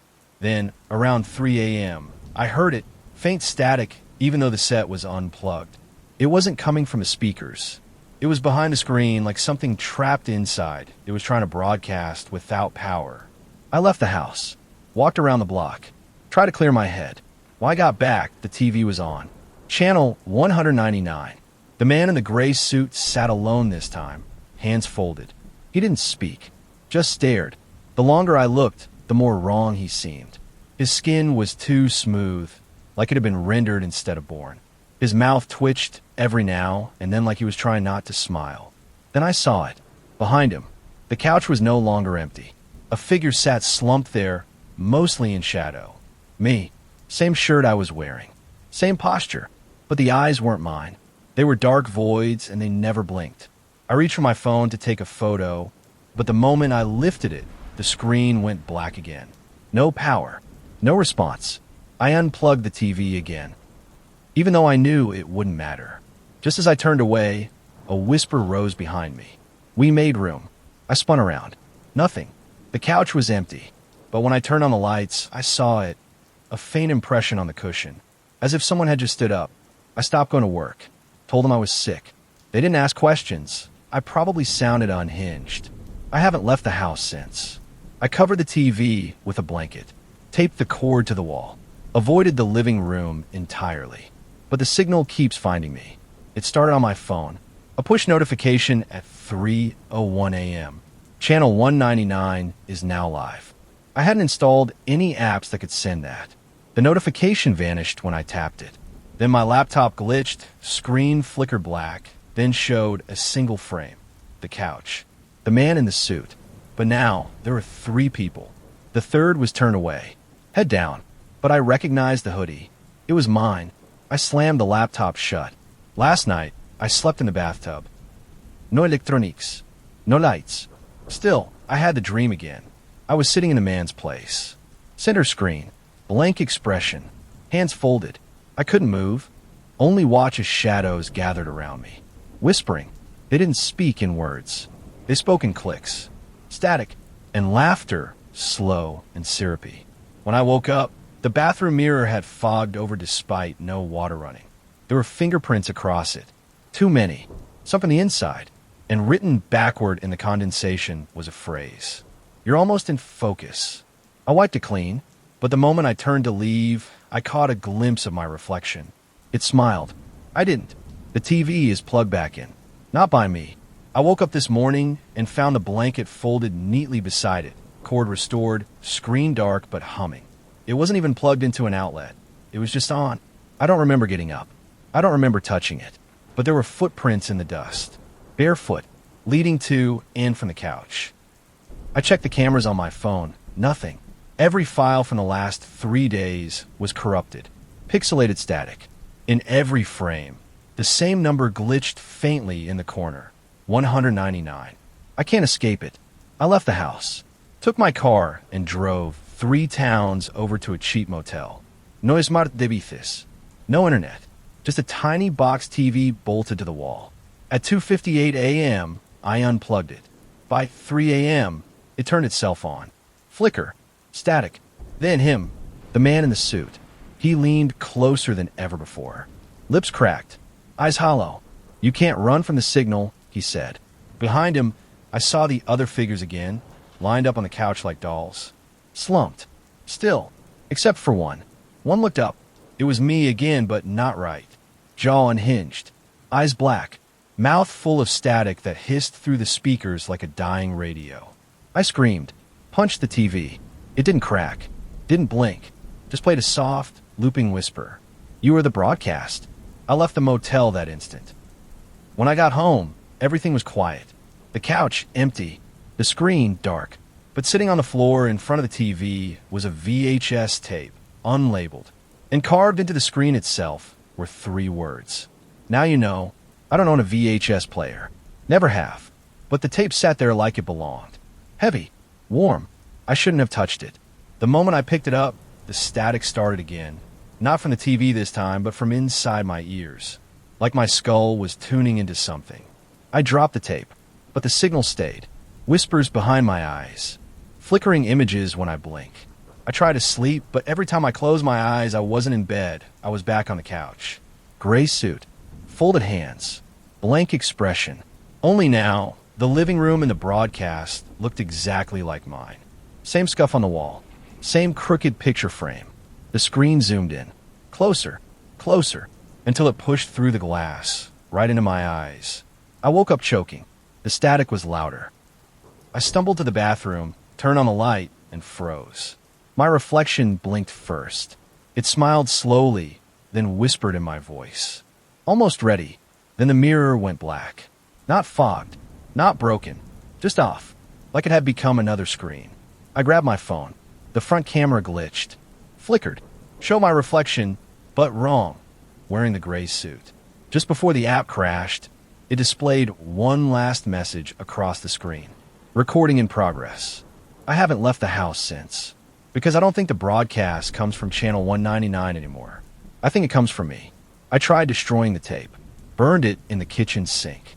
It didn't melt. The flames danced over it, but the plastic stayed solid. Almost like it was watching. When I turned on the water, the smoke rose in the shape of a face. The man in the suit. His grin widened in the vapor and vanished as the fire died. That night, I unplugged everything. No electricity in the house. Still, the TV came on. No screen this time, just audio.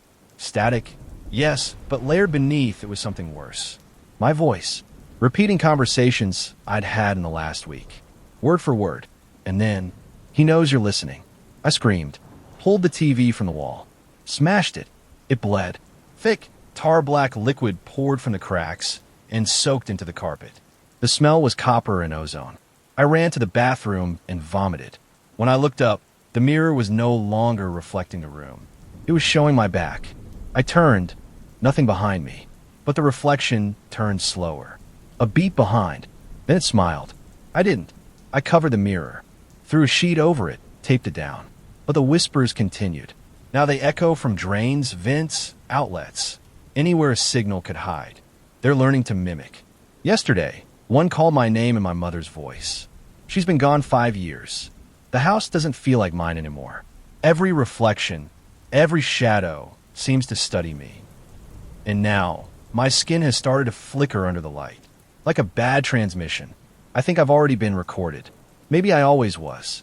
Sometimes I catch myself moving after I've stopped, my reflection blinking late, my voice echoing back just slightly out of sync.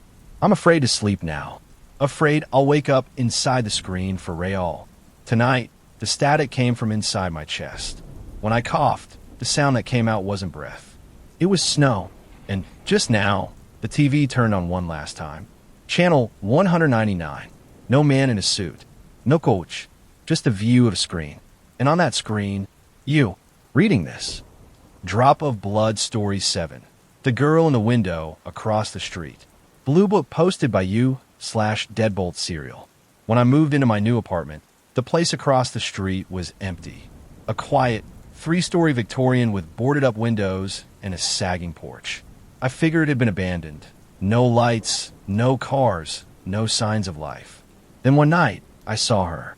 A girl, maybe 16. Pale, long dark hair, wearing a white nightgown. She stood in the top right window, just behind glass, staring at my building. Not moving, not blinking, just watching. I remember freezing, cereal bowl in hand, the flicker of my TV casting shadows across the room. I waved. She didn't respond. A few minutes later, she was gone. The next night, same time, around 2 a.m., she was back. Same place, same blank expression. It didn't feel like she was watching me, exactly. It felt like she was waiting. After 3 nights of this, I finally asked the landlord about the house. He frowned and said, "No one's lived there for years." "Not since the fire." "What fire?" I asked. He hesitated. "The family that used to own it, they had a daughter. Quiet girl. Stayed inside most days." I waited for more, but he just shook his head. House should have been torn down ages ago. That night, she waved first. It was a slow, deliberate wave. Palm turned out, fingers barely moving. I stepped closer to the window, unsure if I was even seeing it correctly. Her expression never changed, blank, almost too still. I waved back. She stopped, turned, and walked away from the window, vanishing into the darkness behind her. That should have been the end of it. But 2 nights later, I woke up to the sound of tapping. 3 soft knocks on my window. I live on the 2nd floor. There was no one there when I looked, just the empty street glowing under the orange haze of the street lamp. But when I glanced across the road, she was back. Only this time, she wasn't in the upstairs window. She stood in the front yard, still staring at my building. My stomach dropped. I closed my blinds and left the lamp on. It stayed like that for hours, every creak of the floorboards making my skin crawl. Eventually, I fell asleep. The next morning, I found footprints in the thin layer of dust on my fire escape. Bare feet, leading from the outer railing to my window and stopping just beneath the glass. I wanted to call the police, but what would I say? "Help! There's a dead girl ghost watching me from an abandoned house." I told myself it was a squatter, a trick of the light, something logical. But that night, she returned to the window. And this time, she was smiling. It wasn't a warm smile. It wasn't even human. Her lips stretched too far, unnaturally wide. Her teeth were small and sharp, too many of them pressed together behind bloodless gums. I stared, frozen, until my lamp began to flicker. Then the screen on my TV flashed static. For a second, no more than a heartbeat, the screen showed her standing in my apartment. Not outside. Not across the street. Inside. When it returned to normal, I ran to the door and checked the lock. It was still latched. Deadbolt engaged. I checked the windows. Nothing open. Everything sealed. And yet, I could smell her. A scent like damp earth and soot, like rain on burned wood. I didn't sleep that night. When the sun finally rose, I marched across the street to the house. The porch creaked under my weight. The front door was boarded shut, sealed with thick nails. No way inside. I circled the property, searching for any signs of recent activity. Nothing. But when I glanced up at the 2nd floor window, I saw her again, standing behind the glass. Only this time, her hand was pressed flat against it, like she wanted to crawl through. Back home, I checked online property records. Found an article from 11 years ago. House fire. Family of 3. Only 1 body recovered. The daughters. But the photo with the article showed her standing next to her parents. Same pale skin. Same dark hair. And the same crooked smile I'd seen last night. The article ended with a quote from the mother. She never left that room. I've stopped looking at my own windows at night. Doesn't matter. I still feel her watching. Last night, I turned off every light, closed every curtain, and buried myself under the blankets like a child. Around 2:15 a.m., I heard the floorboards creak in the living room. I held my breath. Then came the sound of glass tapping. Not like knuckles, like nails. Delicate, rhythmic. I couldn't move, couldn't breathe. Then she spoke. A whisper, so close I thought it came from under the bed. I found the door. I shot up, turned on every light, and searched the apartment. Nothing, but the front door was unlocked. And at the base of the window, a single black fingerprint. I bought salt, spread it on every windowsill. Downloaded spiritual cleansing apps. I even messaged the article's author, hoping for answers. They never replied. But their profile went dark the next day. No posts, no comments. Erased. That night, I dreamt of her. She stood at the foot of my bed, her head cocked at an unnatural angle. She didn't move, she tilted, like her bones were water. She opened her mouth and a swarm of soot poured out, crawling up my legs, my chest, into my mouth. I woke up choking. There was ash on my pillow. Not dust, not dirt, ash. I checked across the street. Her window was wide open, and the curtains were blowing inward. Today I tried to leave. Packed a bag, called a rideshare, told myself I was being paranoid. But the moment the car pulled up and I stepped outside, every window in the house across the street slammed shut at once. No wind. Nobody's. Just fury. The car's engine died. The driver, confused, tried the ignition over and over. Nothing. Then he looked past me impaled. Hey, your sister's in the window. I turned. She was there. Not in the other house, in mine. Watching from my bedroom. My hands shook as I backed away from the car. The driver peeled off without another word. I didn't blame him. When I got back inside, the salt on the window sills was gone. Not scattered, gone.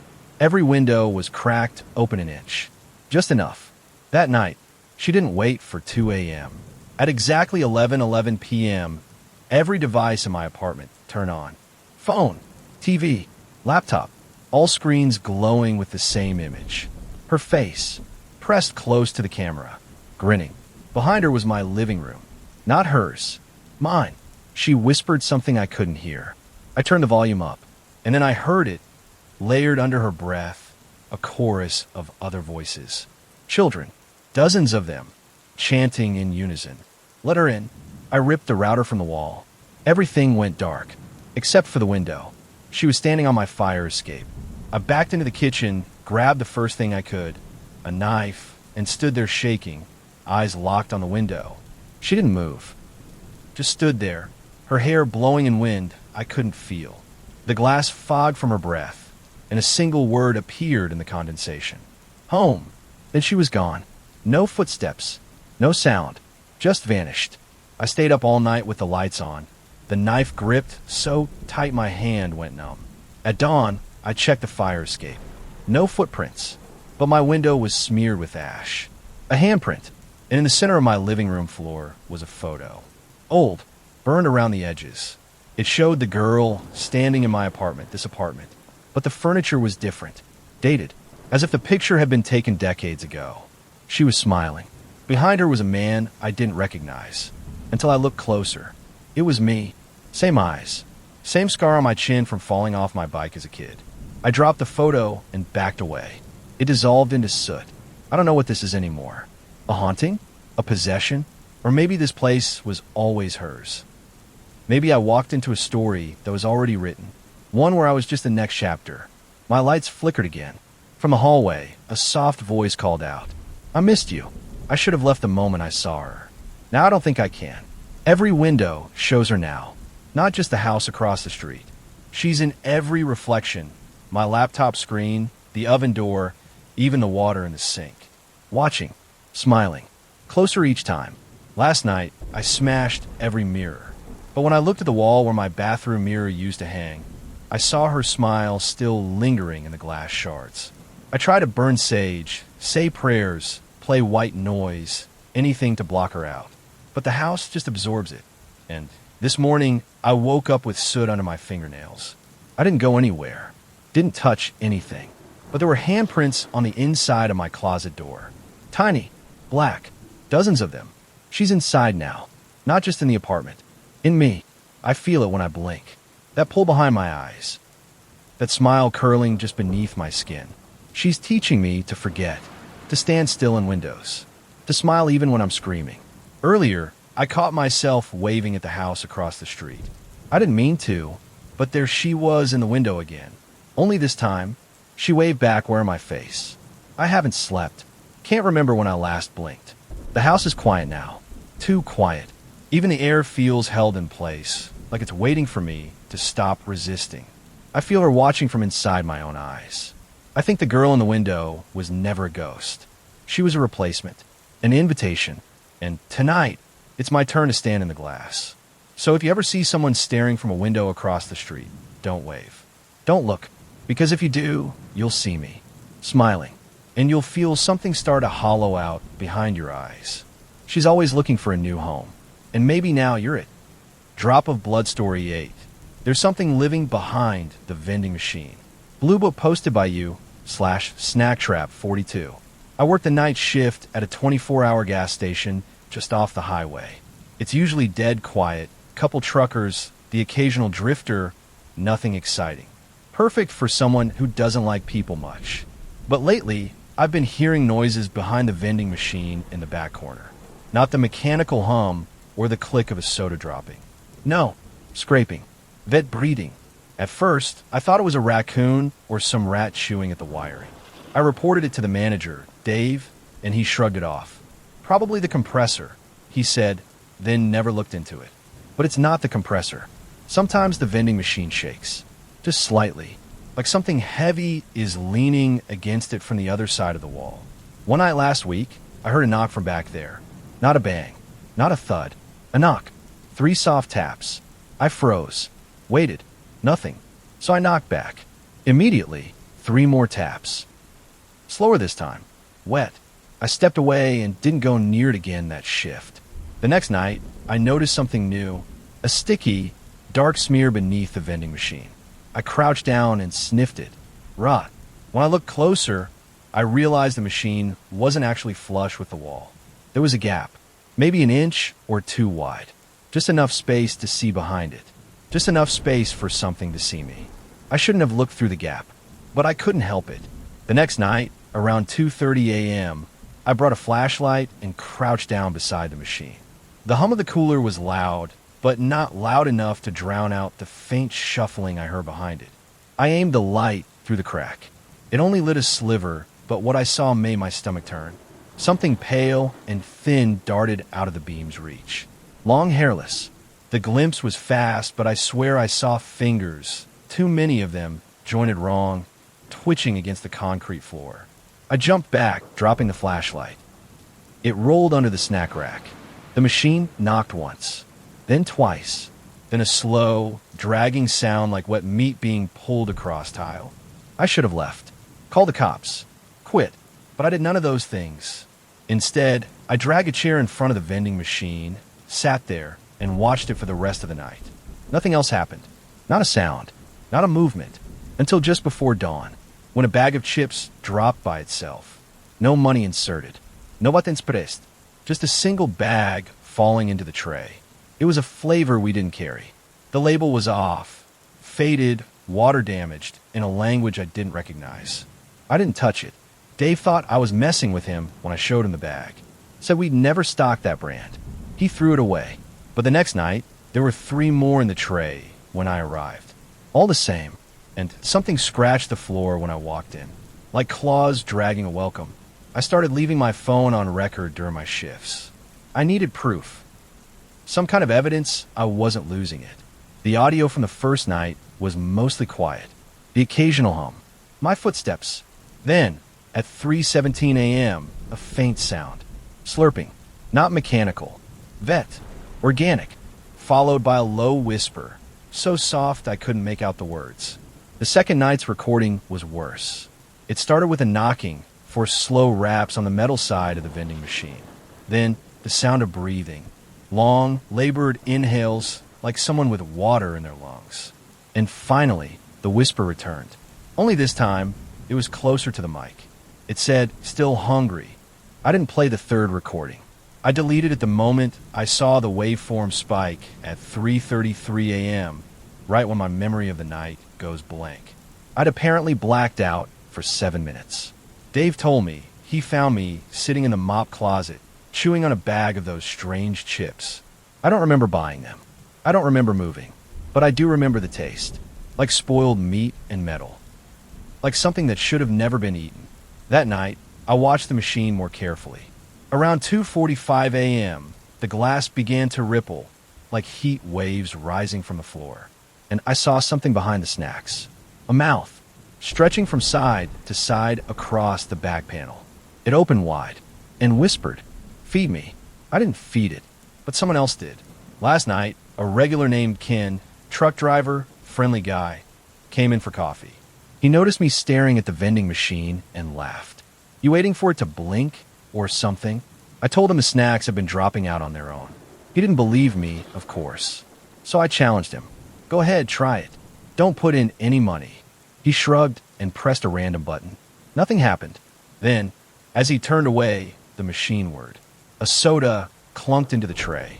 Ken blinked. "That's weird." He reached for it. I yelled, "Don't." Too late. The moment his hand touched the soda, the machine jerked forward, just an inch, but enough to make us both stumble. Ken swore and backed off. What the hell was that? There was a sound behind it then. Not scraping, not breathing, giggling, high-pitched, childlike, hungry. I told Ken to leave. He didn't argue. After he was gone, I stood in front of the machine, watched it, waited, nothing. I turned to walk away and heard something clatter behind me. I looked back. The tray was full. Chips, candy, bottles, none of them familiar brands. Most had peeling labels or logos that looked hand-drawn. One bag was open. Inside was a finger. Small, gray, still twitching. I didn't call the cops. What would I say? There's a vending machine that spits out fingers and whispers at me. No way that ends with me keeping my job or my freedom. So I clean it up, used gloves, double-bagged the finger, tossed it in the dumpster out back. Try not to look at it too long. It was warm. That night, I kept my distance. Sat at the register and watched the vending machine from the security monitor. Nothing moved for hours, until just past 3 a.m. The screen glitched, only for a moment, but in that second, the camera feed changed. It wasn't showing the vending machine anymore. It showed something behind it. A small room, cracked tile, moldy walls, and in the center, crouched low and twitching, was a thing. Tall, bent backward at the spine, limbs too long. Its skin was pale and wet like something recently peeled. And where its face should have been was just an open mouth stretching all the way up. In its clawed hands, a security camera. My camera. Then the feed cut out. I ran to the back, yanked the monitor's cord. When I turned around, the vending machine was humming louder than usual, and something breathed from behind it. "Thank you," it whispered. "More soon." I didn't sleep that day. When I came in for my next shift, Dave looked rattled. "You didn't see Ken last night, did you?" he asked. He never made it to his drop-off. Truck was found on the highway. Cab empty, but in the passenger seat was a crumpled chip bag, the same kind that's been falling out. I tried quitting, walked into Dave's office, told him I was done, effective immediately.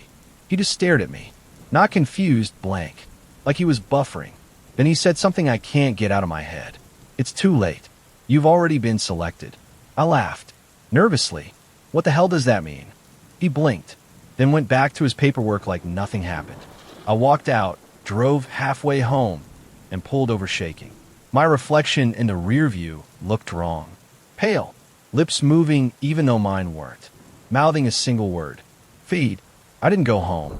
Instead, I drove around until night fell. Then I did something I haven't told anyone. I went back to the gas station. Not for work, to end it. I brought a crowbar and flashlight. Once I was sure the store was empty, I unplugged the vending machine and wedged the crowbar behind it. Took everything I had, but I pulled it away from the wall just enough to squeeze behind. It was a tight gap, dark and sticky with grime. But behind it, a tunnel, lined with torn chip bags, cracked bones, and something breathing. I pointed the flashlight down the passage and saw movement. Fingers, eyes, teeth. Then I heard Dave's voice behind me. "Now you've seen it." I turned, but he wasn't there. Only the vending machine. And it had moved back into place. I'm still not sure how I got out. One moment I was behind a machine, wedged between metal and wall, face pressed to filth. The next, I was lying on the floor in the break room, clothes soaked, ears ringing. My phone said it was 6:59 a.m. The sun was rising, but I remembered the tunnel, the whispers, the feeling of something brushing past me in the dark, something that exhaled with a voice like cracking bone. My fingernails were filled with black dust. My shirt smelled like rot and plastic. When I walked out to the store floor, everything looked normal, except the vending machine. It was gone. In its place stood Dave, arms crossed, smiling too wide. "You did good," he said. Then he walked out the front door and disappeared into the dawn. I called corporate, said the vending machine had been stolen. They laughed. "Sir, that location hasn't had a vending machine in over 6 years." I hung up, checked the footage. The security cameras had nothing, just static between 2:40 and 4 a.m. And in the break room feed, I could see myself sitting on the floor, rocking, mouthing the same phrase again and again. "Still hungry, still hungry, still hungry." Tonight, I came in for another shift. The store was empty. The lights flickered, and in the back corner, where the vending machine used to be, something new had arrived. A freezer, plugged in, humming, waiting. The freezer door opened on its own. Inside were rows of wrapped packages. No labels, just pale, frostbitten meat sealed in cloudy plastic. One of them twitched when I touched it. A note was taped to the lid. "Stock nightly. Do not open." I hear scraping behind the freezer now, breathing, and sometimes chewing. I think I've become the night stalker for something that doesn't sleep. So if you ever stop at a lonely gas station off the highway and see a snack that looks unfamiliar, don't touch it, because I don't know what's behind the machines anymore. But I know it's always hungry, and it's learned your name. Drop of Blood Story 9, the man who sits in the playground at night. Blue book posted by you / sleepless in lot 47. There's a playground 2 blocks from my apartment. Old, rusted, mostly forgotten. No swings anymore, just a crooked slide, a rotting seesaw, and a jungle gym with graffiti that even the city's given up on. During the day, it's dead quiet. But at night, especially past 1 a.m., there's always a man sitting on the bench by the sandbox. Always. Same posture, same stillness, like he's posing for a photo no one's taking. At first, I thought he was homeless, but I've never seen him move. Never seen him eat, drink, smoke, nothing. He just sits, every night, no matter the weather. I first noticed him when I started working late shifts. Walking home through that shortcut saved me 10 minutes, but the playground always creeped me out. Even more so when I realized something strange. His face is always in shadow, even under a full moon, even when streetlights spill right onto the bench. It's like his face absorbs light. I've taken photos. They come out blurred, like the camera can't decide what it's looking at. One night, I tried to walk past without looking. I failed. He glanced over, and he waved. It wasn't a friendly wave. It was slow, deliberate, like he was waiting for me to notice. His hand stayed in the air long after I'd passed him. When I looked back, it was still raised, motionless. The next night, I took the long way home. Added 20 minutes to my walk, but I didn't care. I couldn't shake the image of that motionless figure, hand in the air like he was holding something invisible. But curiosity's a hell of a thing. 3 nights later, I passed by again, from across the street, just to see. He was still there, still in the same position. Only this time, there was something at his feet, a small red ball. It hadn't been there before. It looked fresh, clean, like it had just come out of the package. Not like anything else in that decaying playground. I didn't stop walking, but when I looked over my shoulder, the ball was gone. The next night, the slide had moved. I know that sounds impossible. It's bolted down, but it was shifted about 10 degrees to the left, like it had twisted toward the bench where the man always sat. I told myself it was my imagination, until I noticed new footprints in the sandbox. Too large for a child. Bare feet, long toes, deep imprints, like whoever made them weigh more than a person should. I didn't sleep well that night. At 3:11 a.m., I got a text from an unknown number. No words, just a photo of me, walking past the playground. The photo was from behind, my head slightly turned, caught mid-glance toward the man on the bench. The timestamp read exactly 3:11 a.m., right when I'd woken in a cold sweat. I didn't reply, didn't sleep either. The next night, I heard it for the first time, a squeaking sound outside my window, rhythmic, sharp, like rusted metal swinging slowly. I live on the third floor. There's no reason anything should be swinging. I looked outside. Nothing there. But the sound continued for another 10 minutes. The next morning, I found a note taped to my front door. Plain white paper. No handwriting. Just typed letters. He sees you now. I brought it inside. Folded it. Buried it under a book in my drawer. I haven't told anyone. It's not the kind of thing you can explain without sounding unwell. But the dreams started soon after. Dreams of the playground. Bigger, stretched out, the shadows impossibly long. I'm always stuck on the jungle gym, unable to move, while the man on the bench just sits, watching. Except in the dreams, he has no face. Not a blur, not shadow, just skin, smooth and blank like wax. And every time, I hear the sound of children laughing. Except it's not joyful. It's wrong. Like someone mimicking laughter, but not understanding what it means. Last night, I woke up with dirt on my feet. I scrubbed my feet raw, trying to wash it off. The dirt smelled like ash and copper. It wasn't from the city, too fine, too dark, like it had been burned underground. That day I skipped work. Couldn't focus. Couldn't stop thinking about him. About the dreams. About how each night he seems closer. I told myself I'd never go back there. That was 2 nights ago. Last night, I woke up standing at the edge of the playground. No shoes. No phone. Just standing there, barefoot in the sand. He was on the bench. Only this time, his head was tilted up, looking at me. He hadn't moved in weeks. But now he was sitting upright. Still faceless. But alert. I couldn't move. Not from fear. My body literally wouldn't respond. Like I was stuck in a loop. My breath shallow. My heartbeat a hammer in my ears. Then he stood. Not fluidly wrong. Like a marionette. His limbs jerking into place. He walked toward me. Sand didn't move under his feet. His shadow reached mine, just as he raised a hand toward my face. I woke up, in bed, covered in sand. And next to my bed, neatly propped against the wall, was the red ball. Clean, fresh, still cold from the night. I'm writing this now with the ball on my desk. I don't remember bringing it back. I don't remember leaving the apartment. But I know tonight I'll be back there, whether I want to or not. I tried everything to stay awake. Caffeine, cold water, slapping my own face. Nothing worked. At some point, my vision blurred, and then black. I woke on the slide. Not on my bed. Not even in my clothes. Wearing something old, threadbare. A faded red hoodie and shorts. Not mine. Kid-sized. The sand was warm. The sky, red like dusk stretched too long.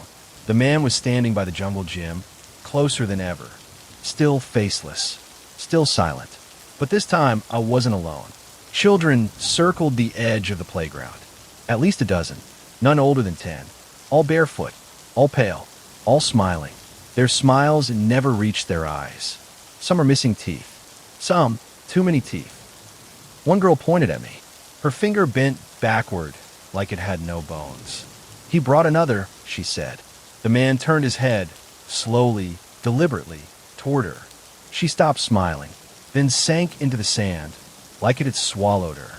No struggle, no sound, just gone. I turned to run. Every step felt wrong. The ground too soft, the air too thick, like I was running underwater. Then I tripped, landed face first in the sandbox. When I lifted my head, something was buried there. A shoe, my shoe, the one I lost weeks ago. It had a bite mark in the heel, and inside it was a note. Seed, stay. I didn't obey. I stood. Every part of me screamed not to. My knees trembled, my vision pulsed, but I rose anyway. The man tilted his head, curious. The children stopped circling. For the first time, the man moved with intention, one hand raised, the other reaching into the sandbox. His fingers sank in, and something beneath the surface answered. The ground quivered. One by one, the other children began to sink like the girl before, smiling all the while. Some waved as they disappeared. Others simply stared at me, eyes wide with hunger or grief or both. The man pointed at the bench. I shook my head. He didn't move, but something inside my mind twisted like a vice gripping the base of my skull. I heard words, but not spoken aloud. A voice behind my ears, threading into the folds of my thoughts. Every playground has its watcher. It's your turn. My feet moved on their own. Set. The moment I did, I felt everything change. The air thickened. The trees leaned in. Time froze. And I understood. It wasn't just a bench. It was a seat. An anchor. A trap. The old watcher stood across from me, his form beginning to fray, edges blurring like smoke in the wind. The children were gone. He nodded once, slow and heavy, then turned and walked into the woods behind a jungle gym, where no path had ever been, where no light could reach. And I stayed, because I couldn't leave. I don't know how long I've been here. The sky never changes. The sun never rises. Just that endless red hue bleeding into the clouds. I can't move from the bench, not because I'm bound, but because I know deep in some buried part of me that if I stand, something else will crawl out to replace me. It's not just this playground. There are others. I can see them now, like flickers in a mirror's reflection. Different parks, different benches, different watchers, each trapped. Each one's a person like me. A mother who looked too long into the dark tunnel of a slide. A teen who followed the sound of crying past midnight. A janitor who found a doll that blinked. We all made the same mistake. We didn't walk away. The children come sometimes. Not the real kind. These are things wearing memories, stitched together from laughter and lullabies. They play games that don't have rules. They dig holes that never end. Sometimes they whisper secrets I almost understand. And sometimes they bring visitors, people, wandering too close to the fence. Drunk, lost, lonely. They stop, they stare, and when they see me, sitting so still, they whisper, "Just some guy on the bench." Then they walk on. I want to scream, to wave, to warn them, but I can't. All I can do is watch, and wait, and hope the next one doesn't wave back. Tonight, someone waved. A kid, couldn't be more than 8, riding a scooter. Stopped at the fence, stared at me through the bars, then smiled and lifted his hand. My heart broke as I watched him, because I saw the shadow detach from the jungle gym behind him. It's always hungry, always waiting for the next. And I'm just the warning now, the one you ignore. So if you pass a playground after dark and see someone sitting still, too still, don't wave, don't look, just keep walking, because we're not alone out here, and neither are you. Drop of Blood Story 10. My grandma's doll won't stay in its case. Blue book posted by you / pickled mirrors. When my grandmother died, she left behind a house full of strange things. Clocks that chimed at the wrong hour. Mirrors that didn't reflect the room quite right. And shelves filled with porcelain dolls. Dozens of them. All with glass eyes that never blinked and tiny shoes that looked hand-stitched. But one doll had its own glass case. Unlike the others, it sat alone in the corner of the living room. Dark mahogany frame, latched with a tiny brass key. The doll inside wore a red velvet dress and had deep brown curls. Her eyes were almost black. The plaque at the bottom of the case read, Annabelle, 1904. I didn't like that it had a name. After the funeral, I stayed at the house for a few days to clean things up. First night there, I woke to a sound, clink, clink, clink, like glass tapping. I followed the noise into the living room. The case was open. The doll was gone. I froze, hard in my throat. After a full hour of searching, I found it sitting at the bottom of the stairs. No footprints, no explanation. I locked it back in the case. Next night, same sound. And there she was, in the kitchen, seated at the table like she was waiting for tea. I told myself I was dreaming. That grief does strange things. That maybe someone was messing with me. But on the third night, I woke with it in my bed. It was lying next to me, face turned toward mine, arms delicately folded like it had just snuggled in. Its painted eyes stared up with an expression that felt smug. I screamed, threw it across the room, and scrambled out of bed. When I turned on the lights, the doll had landed perfectly upright against the wall, legs crossed, hands in its lap. It looked pleased. I locked it back in the case and shoved a chair against it for good measure. That morning, I called my mom, told her I wanted to throw the thing out. She got quiet, then said don't. When I asked why, she only said, Grandma said Annabelle protects the house. From what? I asked. Mom didn't answer. That night, I didn't sleep. I sat in the hallway with a flashlight trained on the living room, watching the case like a hawk. Around 2:14 a.m., the tapping started again. Clink, clink, clink. But this time, the case didn't open. The light bulb above it flickered, buzzed, then popped. In the flash of darkness, I saw the shape of the doll standing inside the case, one hand pressed to the glass. Like she was trying to push through. When the power returned, she was sitting again. Same position, same smug look, but now the latch was unlocked. And in her lap sat the tiny brass key. I didn't touch the key. I used gloves, locked the case again, and taped it shut with 3 layers of duct tape. Then I moved the whole thing into the attic, set it in the farthest corner, and stacked 2 heavy boxes in front of it. I heard her walking that night. Light, padded footsteps overhead. Floorboards creaking in patterns that felt deliberate. Step, pause, step, like she knew I was listening. I didn't go up. The next morning, the attic door was open. Not just unlocked, propped open with the same tiny brass key. I nearly left right then, but part of me needed answers. Why would Grandma keep that thing? Why name it, protect it? I started digging through her boxes. Found journals, old letters, lots of ramblings about keeping her satisfied, about not forgetting the tea. One passage chilled me. She gets restless when I'm gone too long. Always check the mirror in the hall before bed. If she's not there, she's in your room. I ran to the hallway mirror. The doll was in the reflection, standing behind me. I spun around, nothing there. Just me. Just my breath fogging the glass. I checked the attic. Case wide open. Tape hanging loose. Boxes undisturbed. And on the floor, a cup of tea. Still warm. I didn't make the tea. The mug was from the kitchen, sure. But I hadn't touched it since arriving. And yet there it was, sitting neatly on the attic floor. A little porcelain cup with faded violets, filled with warm chamomile. I poured it out and locked the attic door behind me. That night, I set up a camera in the hallway. Basic motion detection, night vision, everything. I didn't care if it made me look crazy. I needed proof. At exactly 2:03 a.m., the camera picked something up. I watched the footage the next morning with shaking hands. First, the hallway light flickered. Then the attic door slowly creaked open, though I knew for a fact I'd locked it. The tape didn't tear, the lock didn't break. It just opened. Something small stepped out. Not walking, gliding. Annabelle. She moved down the hallway, her head jerking unnaturally to face the camera. Just before she passed out of frame, she smiled. Not a painted smile. Her mouth moved, wide and slow, like her porcelain skin was stretching, like it had too many joints. I paused the footage and zoomed in. In her left hand, she held something. A photo of me, sleeping. I didn't sleep that night.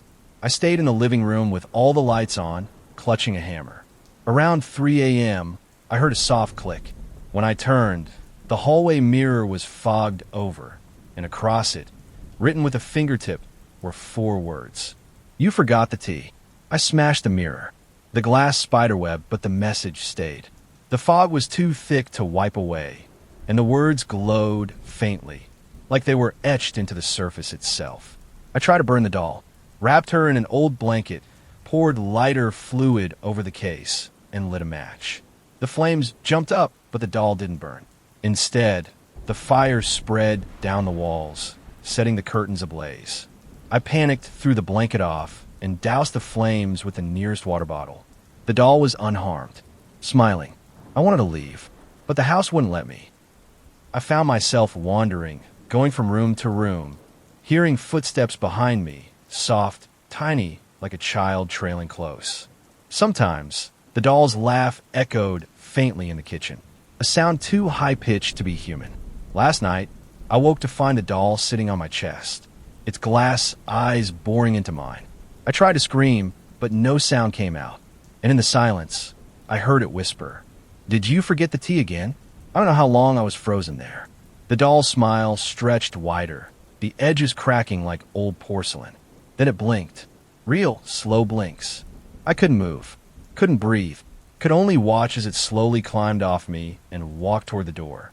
But before it left, it turned its head, looked right at me, and whispered, "The tea or else."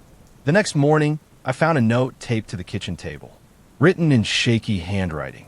"You have one chance. Don't forget again." I'm not sure who wrote it. I'm not sure if it was me or something else. The doll's case remains unlocked. The key is missing.